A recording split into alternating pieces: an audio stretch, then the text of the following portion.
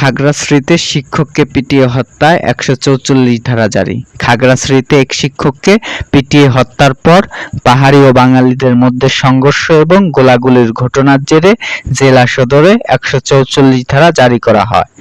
মঙ্গলবার দুপুরে অনির্দিষ্টকালের জন্য ১৪৪ ধারা জারি করা হয় বলে নিশ্চিত করেছেন খাগড়াছড়ি জেলা প্রশাসন।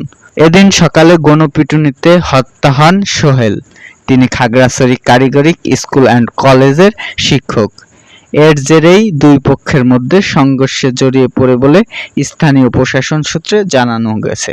স্থানীয়রা জানিয়েছে, পাহাড়ি এক নারীকে ধর্ষণের অভিযোগে ২০১৭ সালে কারাগারে যান সোহেল।